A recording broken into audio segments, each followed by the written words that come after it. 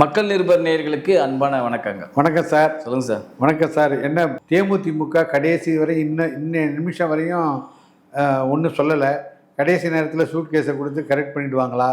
அதோட நிலைமை என்ன? எடப்பாடியாரை இந்த மன்னார்குடி மாஃபியாவை எப்படி அவர் சார் இப்போ ஒரே விஷயம் தான் கேட்குது. என்னென்னா இப்போ கூட்டணியில் உறுதி பற்றிட்டாங்க. மேக்ஸிமம் பார்த்தீங்கன்னா 80 to 90% கூட்டணி அவங்களுக்கு உறுதியாயிடுச்சு. அதிமுக, பாமக, அமமுக, தமிழ் மாநில காங்கிரஸ், அப்புறம் பிஜேபி, அப்புறம் இன்னும் சின்ன சின்ன குட்டி கட்சிகள்லாம் வந்திருக்காங்க. இப்போ பார்த்தீங்கன்னா கிட்டத்தட்ட ஒரு 80% கிட்ட அவங்களுக்கு உறுதியாயிடுச்சு கூட்டணி கட்சிகள் எல்லாமே. ஸோ உறுதியானதுக்கப்புறம் என்னென்னா இப்போ அடுத்தது யார் இருக்காங்க பார்த்தீங்கன்னா விஜய் இப்படி வருவாரா அப்படி வருவாரா அப்படின்னு பார்த்துட்டு இருக்காங்க. அவரெல்லாம் நம்பி இல்லை. முதல்ல எடப்பாடி அவர்கள் அவரெல்லாம் நம்பி இல்லை. ஏன்னா அவருடைய வெற்றி பிரகாசம் நல்லாவே இருக்குது எடப்பாடி அவர்களுக்கு. ஸோ அதை பற்றி அவர் கவலைப்பட வேண்டிய அவசியமும் கிடையாது. யார் வந்தாலும் வரனாலும் ஒன்றும் பெரிய இதெல்லாம் ஒன்றும் கிடையாது அவருக்கு. ஸோ அதை பற்றி கவலைப்பட மாட்டாங்க. இப்போ திரும்பவும் பார்த்தீங்கன்னா இன்னும் சில கட்சிகளும் உள்ளே வர்றதுக்கு அதிக வாய்ப்புகள் உண்டு. ஸோ அந்த விஷயத்தில் வச்சு பார்க்கும்போது இன்னொரு முக்கியமான கேள்வி கேட்குறது என்னென்னா, போன ஒரு சில நாட்களுக்கு முன்னாடி தான் நினைக்கிறேன், எடப்பாடியை முதல்வராகிறதுக்காக நான் கட்சி ஆரம்பிச்சுக்கிறேன்னு கேட்டவர் யார்? டிடிவி தினகரன் தானே. அவர் கேட்டவர் தான் அவர். எடப்பாடி முதல்வராகிறதுக்காக நான் கட்சி ஆரம்பிச்சு வச்சிருக்கேன்னு கேட்டார். எடப்பாடி தான் முதல்வராக்கணும் அப்படின்னு சொல்லி அன்னைக்கு அந்த ரெசார்ட்டில் கூட்டம் போட்டு கூத்தடிச்சதில் யாருங்கன்றது எல்லாருக்குமே தெரியும். ஓபிஎஸ் முதல்வர் தூக்கிட்டு எடப்பாடியை தான் முதல்வராக போடணும்னு சொல்லி பண்ணவங்க யார்? இந்த மாஃபியா கும்பல் தானே.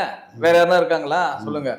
இன்னொரு முக்கியமான விஷயம் கேட்குறேன், நல்லா பார்த்துங்க. இந்த போன எலெக்ஷனில் கூட எடப்பாடி அவர்கள் சின்ன வித்தியாசத்தில் தோற்றதுக்கு காரணம் இவங்க தான், வேற யாருமே கிடையாது. ஒவ்வொரு தொகுதியிலும் அந்த 5000 ஓட்டு 4000 ஓட்டு. ஏன்னா போன தேர்தல் எங்களுக்கே தெரிஞ்ச ஒரு 2-3 தொகுதியில் தான் ஒரு 50,000க்கு மேலேயே வின் பண்ணியிருக்காங்க திமுக கட்சி. உங்களுக்கு தெரியும் நினைக்கிறேன். ஒரு 2-3 தொகுதியிலேயோ ஒரு 10 தொகுதிக்குள்ள தான் இருக்கும்னு நினைக்கிறேன் தெரிஞ்சு. மீதி எல்லாமே பார்த்தீங்கன்னா 4000 ஓட்டு வித்தியாசம் 5000 ஓட்டு வித்தியாசம் தான் தோத்தாங்க. அது காரணம் யார்? முழுக்க இவர் தான். இவர் ரெட்டலை கட்சி அஞ்சாலும் பரவாயில்ல, எடப்பாடி வரக்கூடாதுன்னு நினைக்கிறவங்க ஒரு ஆள் இவங்க இந்த மாஃபியாவெல்லாம் எடப்பாடி அவர்கள் நம்பலாமா? நீங்கள் யோசிச்சு பாருங்க. ஓடினார் எங்கே ஓடினார்? இங்கே சார் நீங்கள் என்ன கூட்டணி வச்சாலும் என்டிஏ கூட்டணி என்ன சொன்னால் கூட அது மத்திய எலெக்ஷனுக்கு போனால் என்டிஏ கூட்டணி செட் ஆகும். இது நடக்கிறது மாநில தேர்தல். இங்கே எடப்பாடி தலைமையிலான கூட்டணி தான். இங்கே எது வந்தாலும் நீங்கள் என்டிஏ கூட்டணி நீ இப்போ எம்பி எலெக்ஷன் வச்சுக்கோ. தமிழ்நாடை பொறுத்த வரைக்கும் எடப்பாடி தான். எடப்பாடி ஐயா சொல்கிறது தான் இங்கே நடக்கும். நீங்கள் அங்கே போயிட்டு வந்தாலும் நேரம் அப்புறம் அங்கே போயிட்டு எங்கே வந்தீங்க? கடைசி இங்கே தானே வந்தீங்க. திரும்பவும் அன்புமணி ராமதாஸ் எங்கே போயிட்டு வந்தார்? திரும்பவும் அங்கே ஓடி போயிட்டு திரும்ப இங்கே தானே வந்தார். அதுக்கு நேரடியாக இங்கே வந்துருக்கலாமே. எதுக்கு நீங்கள் அவ்வளோ தூரம் போயிட்டு வரீங்க? உங்களுக்கு என்ன எப்படி இருந்தாலும் எத்தனை தொகுதி கிடைக்கும் அத்தனை தொகுதி தான் கொடுக்க போகிறாங்க. இன்னும் தொகுதி பங்கீடுலாம் இருக்குது. யாருக்கு எத்தனை தொகுதி ஒதுக்க போகிறாங்கன்ற எல்லா விஷயமும் அப்புறம் தான் வரப்போகுது. ஸோ அதை பற்றிலாம் எனக்கு தெரிஞ்சு கேட்டிங்கன்னா எடப்பாடி ஐயா அவர்கள் இந்த மன்னார்குடி மாஃபியாலாம் நம்புறது வேஸ்ட்டு. அவங்களாம் இப்படி தான் காலை சுத்தின பாம்பு மாதிரி என்னைக்கு ஓனாலும் கொத்திட்டு ஓடி போயிடுவாங்க. அவங்க என்னை பொறுத்திருக்கு அதுதான் நான் உண்மை. நான் சொல்ல போனால் அதான் உண்மை. அதே மாதிரி கூட இருந்தே குழி பறிப்பாங்களா சார்? இன்னும் முக்கியமாக சொல்கிறேன் சார். இப்போ இவங்களெல்லாம் நம்பி ஒன்றும் அவர் கிடையாது சார். இத்தனை வருஷமா அவர் இருந்தாங்களே. இப்போ இவங்க நம்பி தான் இருந்தார் அவரு. இத்தனை வருஷமா இல்லையா அவரு? இத்தனை வருஷமா தேர்தலையும் சந்திக்கலையா அவரு? அவருக்கும் தெரியும்ல. தேர்தலில் சந்திச்சவர் தானே சார் அவரு. இவங்க எல்லாமே சந்திச்சவர் தானே சார் அவரு. அதெல்லாம் ஒன்றும் கிடையாது. இவங்கெல்லாம் ஒரு ஆளே கிடையாது. இப்போ ஒன்று அந்த 10ஓட 11 சொல்லுவாங்க தெரியுமா? அந்த மாதிரி கதை தான். அந்த லாரியில் கூட்டத்தை ஏற்றுவாங்க. ஏற்றும் போது என்ன பண்ணா 50 பேர் முடிச்சுப்பாங்க. 2 பேர் சும்மா ஏற்றி விட்டு பாடிடுவாங்களா? ஃபுல்லாக வரதுக்காக பண்ணுவாங்க. பார்த்துருக்கீங்களா நீங்கள் காமெடி? அந்த மாதிரி கதை தான். இந்த பஸ்ஸில் நம்ம கோயம்பேடு பஸ்ஸுன்னு போனீங்கன்னா பஸ்ஸு ஃபுல்லாகனு வச்சிங்களேன், விழுப்புரம் போகிற பஸ் வரையும் ஏற்றுவாங்க. சார் நான் முதல்ல அந்த பைபாஸ் இறக்கிறேன் சார் சொல்லலாம். ஏறுப்பா அப்படின்வாங்க. சார் நான் செங்கல்பட்டு பைபாஸ் இறக்கிறேன். ஏறுப்பா அப்படின்வாங்க தெரியுங்களா? அந்த மாதிரி கதை தான் இது. வேற ஒன்றும் யூஸ் ஆகுது. ஆனால் பஸ்ஸு விழுப்புரம் போய் சேரதான் போகுது. நீங்கள் ஏறினாலும் சரி ஏறனாலும் சரி. ஆனால் அந்த பஸ்ஸு விழுப்புரம் போய் சேருமா சேராதா? சேரும்ல. அந்த மாதிரி கதை தான் இவங்க கதையெல்லாம். இதெல்லாம் வழிப்போக்கர்கள் மாதிரி தான் இவங்கெல்லாம். ஏறுவாங்க, பைபாஸ் இறங்கி போயிடுவாங்க. அந்த மாதிரி கதை தான் இது எல்லாமே. இதெல்லாம் அவங்களுக்கு கவலையே கிடையாது. எனக்கு பொறுத்தவரைக்கும் எடப்பாடியெலாம் தனி மனித மெஜாரிட்டி கொண்டவர் அவர். எப்படி சொல்கிறதுனா ஒன் மேன் ஆர்மி மாதிரி ஒரு கட்சிக்கு அவர். அந்த மாதிரி ஒரு படைபலமும் ஒரு ஆற்றல் சிறந்த செயல்களும் வச்சிருக்கக்கூடிய ஒரு நபர். இப்போ சமீபத்தில் கூட உங்களுக்கு தெரியும் நினைக்கிறேன், இந்த தேர்தல் வாக்குறுதிகள் சில விஷயங்கள் சொல்லும் போதே மக்கள் பூரி போயிட்டாங்க. ஒரு சில விமர்சனம் பண்ணால் அது ஓகே, அதை விட்டுருங்க. அதுக்கே பூரி போயிட. இப்போ ஐயோ எப்பா எடப்பாடி ஓட்டு போட்டுருமான்ற மாதிரி முடிவு கொண்டாங்க பல பேர் இங்கே தமிழ்நாட்டில். அந்த சின்ன இன்னும் பெருசு இன்னும் நிறைய இருக்குது. இன்னும் இது சும்மா ஒரு சாம்பிள் தான் கொடுத்துருக்காரு. அதுக்கே இவங்க இது ஆகிட்டாங்க உட்காந்துக்கிட்டு. அப்புறம் கேட்குறாங்க ஆண்களுக்கும் பஸ்ஸில் ஃப்ரீயாக ஏற்கனவே டிரான்ஸ்போர்ட் இதில் ஓடிக்கிட்டுனா அப்போ எல்லாம் ஓடி தெரிஞ்சு தானே கொடுக்குறாங்க. 50 ரூபா வரத்துல இப்போ 30 ரூபா இருப்போது, அவ்வளோதானே டிஃப்ரெண்ட்டு. ஏற்கனவே பெரிய லாபத்தில் ஓடிக்கிட்டு இருக்கா டிரான்ஸ்போர்ட்டெல்லாம்? ஒன்றும் கிடையாது. இல்லை இருக்கிற பூரா பேருக்கு ஆம்னி பஸ்ஸை கொடுத்துட்டீங்க. எல்லாம் ஆம்னி பஸ்ஸில் போயிட்டு இருக்கான். நீ உட்காந்துட்டு அவன் எந்தெந்த ஸ்டாப்பில் நிற்கிறமோ அங்கங்கே ஏற்றிட்டு போயிட்டே இருக்கான். இப்போ எங்கேருந்து உங்களுக்கு கவர்மெண்ட் பஸ் ஏற போகிறேன், கவர்மெண்ட் பஸ் உங்களுக்கு கிளாம்பாக்கம் போனோம், இதுக்காக இங்கேருந்து கிளாம்பாக்கம் நான் ஏன் போனோம், நான் வழியிலே ஏறிக்கிறேன்னு சொல்லி அவன் இங்கே புக் பண்ணிடுறாங்க. ஆம்னி பேருக்கு பெருகிடுச்சு. எவன் டிரான்ஸ்போர்ட்டுக்கு வந்து உங்களுக்கு பஸ் ஏறி போகிறான், ஏதோ தீபாவளி பொங்கல் லீவு நல்லா வர்றானுங்க, அவ்வளோதான்.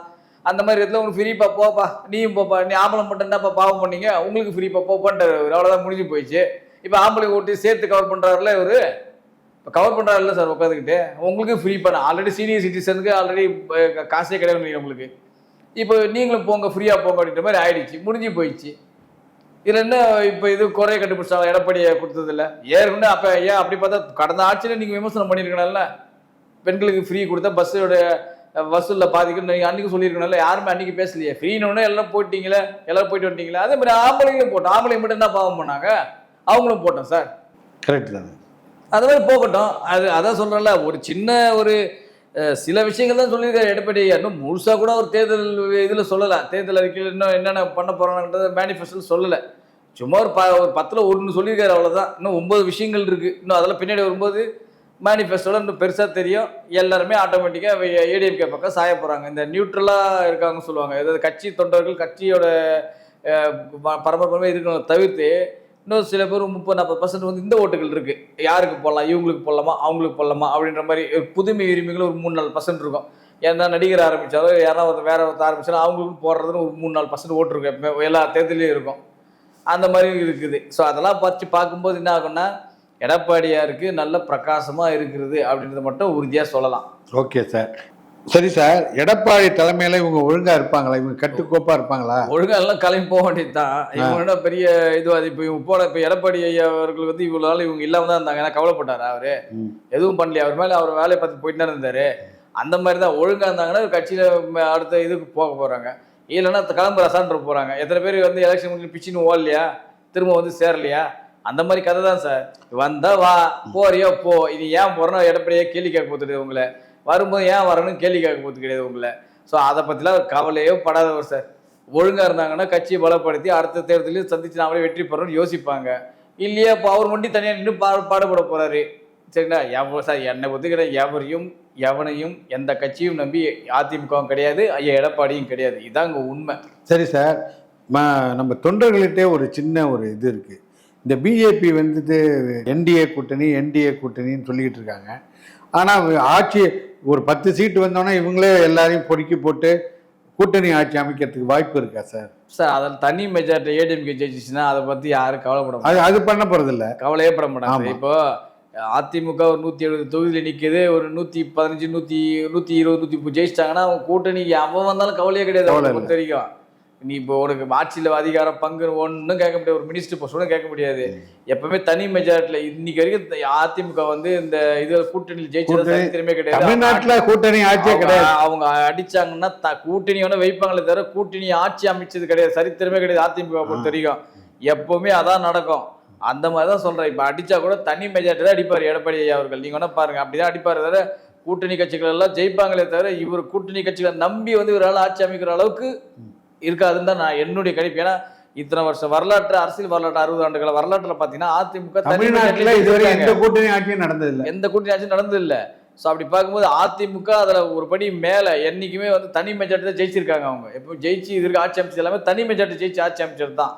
ஸோ அதனால் வந்து அவங்க அதை பற்றிலாம் கவலைப்பட வேண்டிய ஆளே கிடையாது. என்னை பொறுத்த வரைக்கும் கேட்டிங்கன்னா நீங்கள் எத்தனை பேர் வந்தாலும் இப்போ வரல, இப்போ வந்து இவர் ஒரு 90, பிஜேபி ஒரு 10, அந்த கட்சி ஒரு 5, இந்த கட்சி 5 எல்லாத்தையும் சேர்த்தாதான் உங்களுக்கு இஷ்யூ பிரச்சனை எல்லாமே. தனி மெஜாரிட்டி ஜெயிச்சுன்னா உங்களுக்கு எந்த பிரச்சனையுமே தேவையே இல்லையே. நீ அவன் பிச்சுட்டு போனாலும் பரவாயில்ல போயா அப்படின்னு என் கட்சி தனி மெஜாரிட்டியில் வந்து சேர்ந்துட்டு போயிடுவார் அவர், அவ்வளோதான் முடிஞ்சு போயிடுச்சு.